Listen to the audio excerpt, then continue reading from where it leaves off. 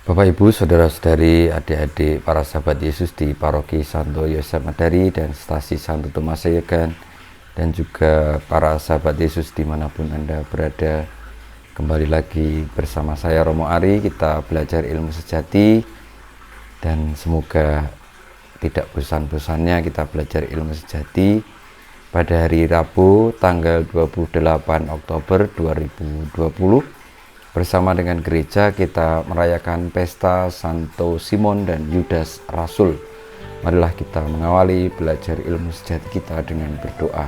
Dalam nama Bapa, Putra, dan Roh Kudus. Amin. Ya Allah, pada pesta Santo Simon dan Yudas ini, Engkau telah melimpahkan sukacita yang sejati. Berkatilah kami sebagai umat Allah, agar selalu hidup sesuai dengan panggilan kami, serta berani memberi kesaksian tentang penyelenggaraanmu, kekudusan, dan kebaikanmu.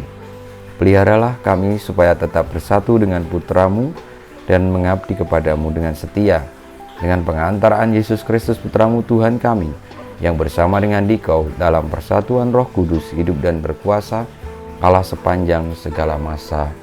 Amin. Saudara-saudariku yang terkasih, belajar ilmu sejati pada hari Rabu tanggal 28 Oktober 2020 dari Injil Yesus Kristus menurut Lukas bab 6 ayat 12 sampai dengan 19.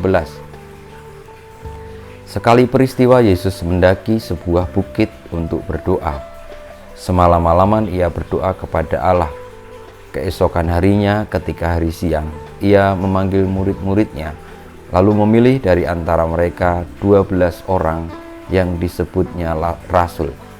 Mereka itu ialah Simon yang juga diberinya nama Petrus, Andreas saudara Simon, Yohanes dan Yakobus, Filipus dan Bartolomeus, Matius dan Thomas, Yakobus anak Alfius, dan Simon yang disebut orang Selot, Yudas anak Yakobus, dan Yudas Iskariot yang kemudian menjadi pengkhianat.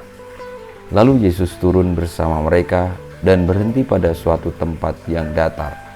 Di situ berkumpul sejumlah besar dari murid-muridnya dan banyak orang lain yang datang dari seluruh Yudea dan dari Yerusalem, dari daerah pantai Tirus dan Sidon.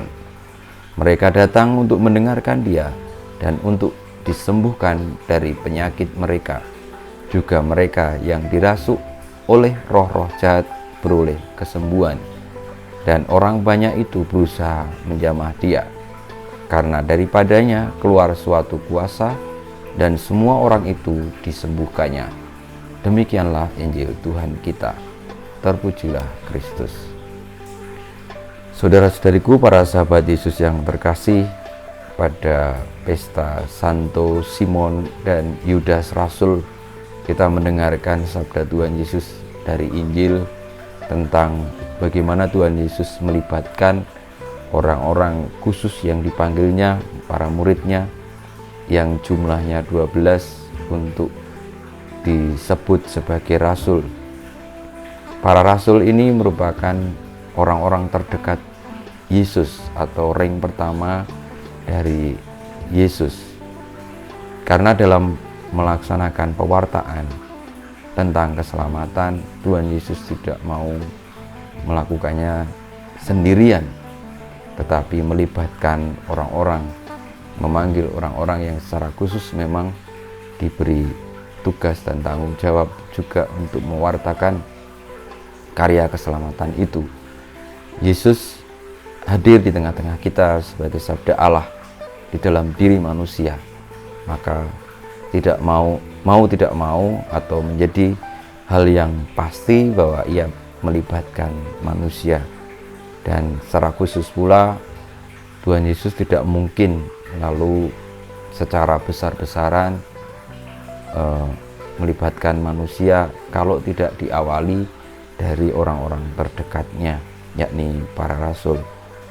Di dalam kisah Injil kita mungkin juga bisa mengetahui ya paling tidak sedikit kisah tentang Simon yang adalah rasul, tetapi kalau Yudas Dan Simon yang disebut orang Silot itu mungkin tidak banyak cerita, tetapi bagaimana ia dipilih dan akhirnya menjadi orang terdekat dengan Yesus.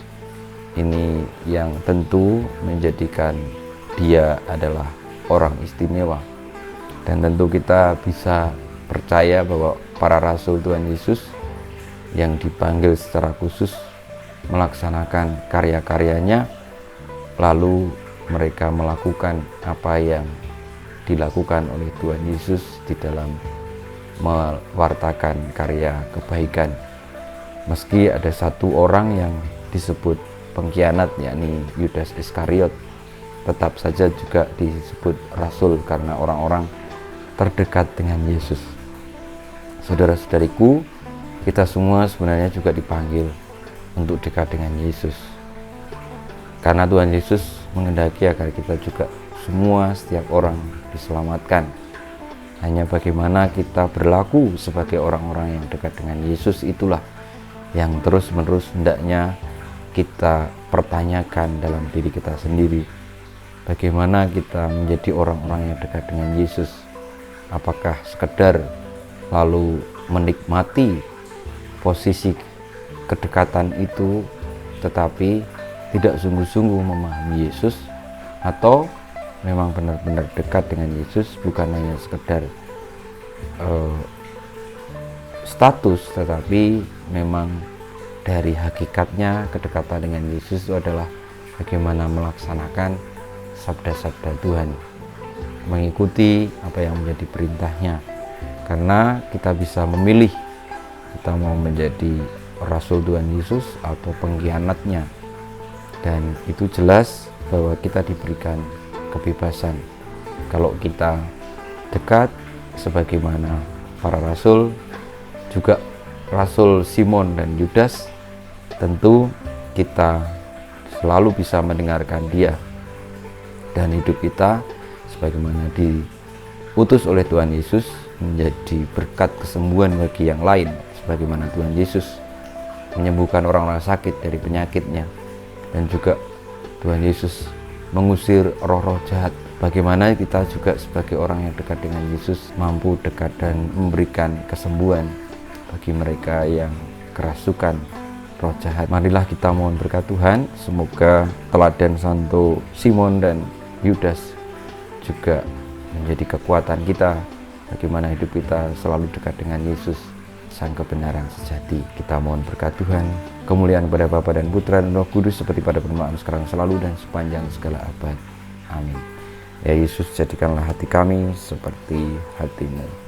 Tuhan bersamamu dan bersama rohmu, kita semua, hidup kita, karya-karya kita, perjuangan kita untuk menjadi orang-orang yang terdekat dengan Yesus dengan melaksanakan karya-karya dan sabda perintahnya, senantiasa dibimbing, dilindungi, diberkati Allah yang Maha Kuasa, Bapa dan Putra dan Roh Kudus. Amin.